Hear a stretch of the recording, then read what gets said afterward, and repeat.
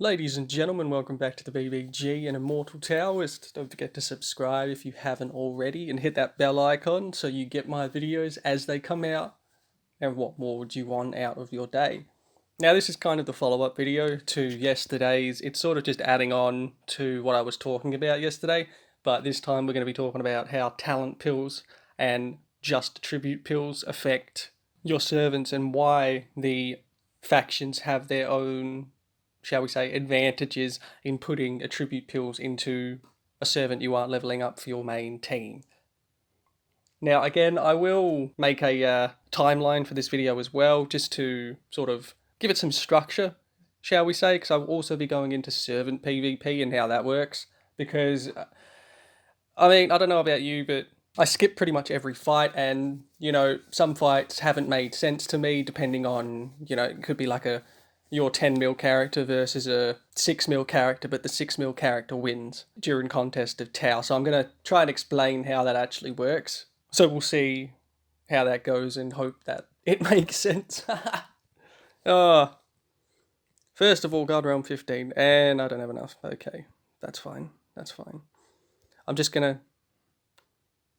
What did I keep all of these nucleus for, if not for this exact thing? Okay, that's a lot of beast nucleus, man. Wow.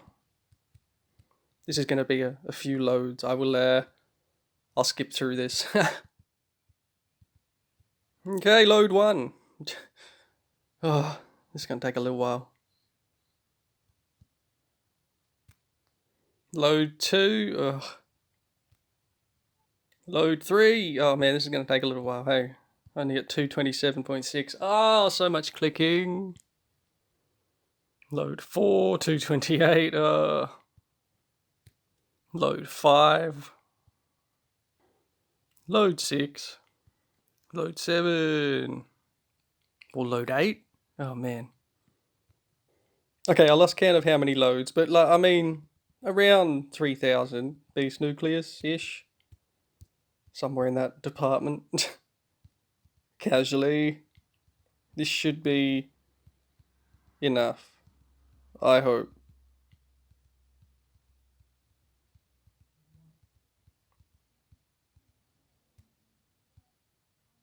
Okay, good. Oh, alright. God Realm 15. Far out, that was effort. But hey, at least I also freed up some inventory, used up some beast nucleus. Nice. Still have too many, but, whatever. Whatever. Anyway, jumping straight into the servant talent and attribute explanation. So, when we talk about attribute gain, as in from a pill itself, one of these, or any one of these that adds, not them, get like these. These are basically, we're going to call them flat attribute bonuses. So when you add them to a servant, they are completely unaffected by any percentage bonuses that you have. They are just flat rate. You put in 10,000, you've added 10,000, there will be no bonuses to it. You can see that if we go like fully in to the breakdown of a character. As you can see here, my might for Tang Priest base attribute is 1.5 million. Now my pill bonus in might is only 25,000 because I don't put might into Tang Priest. Now conversely, using the random talent pills, I have improved his might, even though I didn't intend to, because it's random. But that is represented in the skill bonus here, near the bottom of the might part. The skill bonus is directly affected by the talents that you add. So if you add a might talent, that is affected by the percentage bonuses that, for example, Tang Priest has. When he's maxed, plus 60% basically, if you have all of the Journey to the West as well as maxed Diana Reincarnation. Now, the reason I bring this up is to address the fact that the table that I mentioned yesterday and that I tried to put in the thing, I may have to put it in the comment section itself so it's actually set out properly. You can only see it properly on computer, which is really annoying, but, I'll try and put it in the comments so you can actually see it. But the reason that really exists is for the addition of flat attributes to certain characters. So Eastern Immortals, they are below average on the table simply because there's nothing for defense, evasion, attack, or HP that beats the other three factions. That's really why Eastern Immortals are sort of like, I don't want to say looked down on, but they're not loved, shall we say.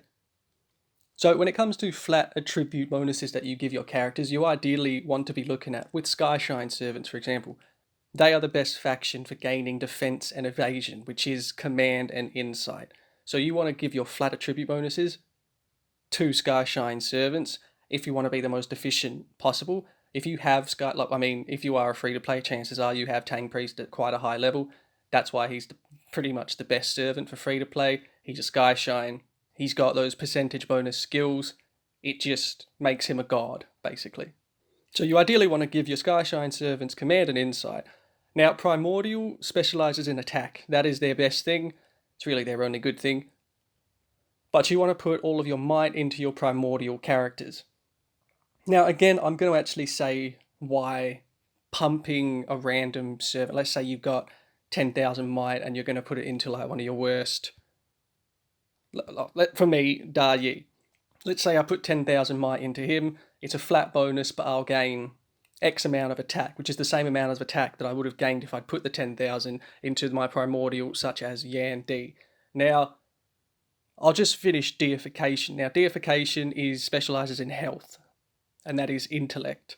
So you want to put all your intellect-based attributes into someone like Yang Jian, because he's probably going to be high up on your list as a free-to-play, or Nija, whichever floats your boat, really. But now I'm going to get into the sort of cons with doing that. If you pump all of your flat attribute points into a servant that doesn't compete, shall we say, you're inflating a servant. I mean, it's one con, it's not the worst thing in the world, but you are inflating a servant that has no prestige to back up its total attributes. And that's really where I suppose you do want a balance of it, but if you're just trying to purely affect the stats on your main characters, then you do ideally need to follow this sort of guideline. Talent pills themselves, however, you do not want to give them. For example, you don't want to give Yang Ji an intellect talent pill, or anything to do with intellect in terms of actually using items on him, because his growth rate for intellect when going up a talent is, well, it's crap. But his effect when you put base attribute pills of intellect on him gives you more health than any other faction in the game. So if you're maining Dragon Princess, you want to put all your intellect pills on Dragon Princess or Hell Queen if you have her and you're able to level her up. Resources are scarce in the free-to-play world, let me tell you. But you want to put your intellect pills into Dragon Princess, but in terms of flat attribute pills, you want to put command and insight into Dragon Princess as well, because that has the most effect on your stats, so to speak. The biggest takeaway here is really understanding that flat attribute pills are not affected by your percentage skills or any sort of buff. They are just what they are. 500 is 500, 1000 is 1000. It's not affected by anything, so apply them where best they fit, so to speak. So for me now, I am going to be putting half of my intellect flat attribute pills into Yang Ji and Nija, simply because it gives me health, and being late game, I need health more than anything else. Health is pretty much like top tier for me. You can have 10 million attack, but if you've only got 25 million health, it's not going to do shit. You're going to die. You're going to die very quickly. So health is very important to me. So I'm going to be following my own advice here and putting all of my intellect pills, and that is flat attribute pills, like the Beast Blood Essence pills, into Yang Ji and Nija. And again, this doesn't mean I'm going to be neglecting my main Ruins team and by extent my main Contest of Tau team by not giving them attributes, because a high prestige servant is a good thing, don't get me wrong, but having more attributes makes them stronger, so to speak, because they have the power to back up their total attributes. For example, my Tang Priest is only 5.5 million prestige at the moment, but his total attributes are 14.3 million. That makes a difference if he was to only be 5 million. So he has the strength to back it up, as opposed to, for example, as I said before, I put everything into Da Yi. His prestige is 115,000, but imagine if his total attributes were like 2.5 million. It would just be a complete, not so much waste, but he wouldn't be strong, But really, that's just semantics as well. I personally will be working on putting my flat attribute pills both into my main ruins team as well as where best they fit in the Eastern Immortal, Skyshine Primordial, and Deification factions. So I hope that was clear enough. I hope. I suppose we'll see. But let me know in the comments if it's not, and I can expand, shall we say. Now, the second thing I want to address is contest of Tau fighting or just servant PvP fighting. When you look at it, it really just looks random. You know, they throw a thing at each other and it does some damage. Sometimes it does more damage, sometimes it doesn't. I'm going to solve that Heaven's Mystery today, and I'm going to tell you that the division of attacks, or the attack type that any servant will give, is split into 1 and 4. You've got your slash attack, your talisman attack, the lightning attack, and that rainbow thing. You know, that rainbow attack. Now, the slash attack is a might attack. The talisman attack is a command attack. The lightning attack is an intellect attack. The rainbow attack is an insight attack. So, when it looks like you've actually hit a crit, it's not really a crit. It's just your character is hit with their main element, so to speak. So, Tang Priest, for example, when he uses his rainbow attack, it does by far the most damage. Like, simply because his insight's like 6.5 million, he attacks with that, it does a shitload of damage. That's how that works.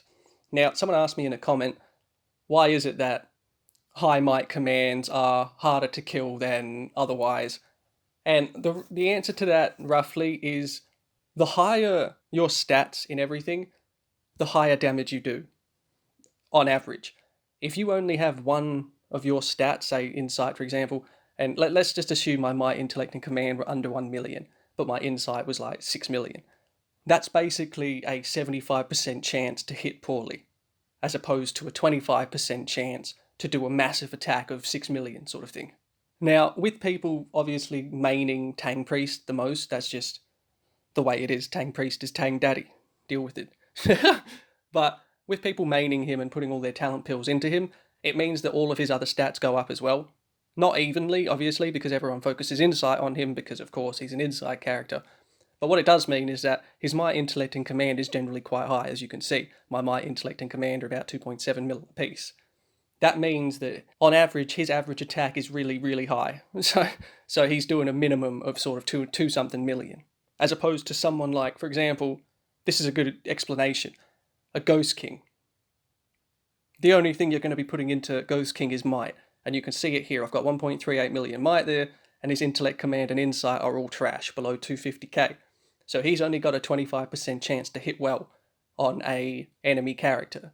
And so it's very much more luck that a fully maxed out, pure might Ghost King is going to win against a main Tang Priest of the same strength, because Tang Priest will be hitting more on average than Ghost King will be able to. That's just the way the numbers work. Broken down, it's basically a very simple numbers game, but it's never really explained until you actually, think about it, I suppose, and talk about it, because I ended up talking about this with my alliance leader after I uploaded that video. You know, he messaged me and we got talking about talent pills and attribute pills and the effect they have on servants, and then we got into the PvP and how each representation animation is actually an attribute type attack, and that's why sometimes you hit more, sometimes you hit less, and it feels like a crit, even though that's literally just them hitting with their main element. For example, insight, as opposed to hitting with command and doing 1/3 of the damage you would do if you were to attack with insight. So that is basically how that works. I hope that was, clearish. I'm not trying to make this video too long, so I don't want to overwhelm you with my voice.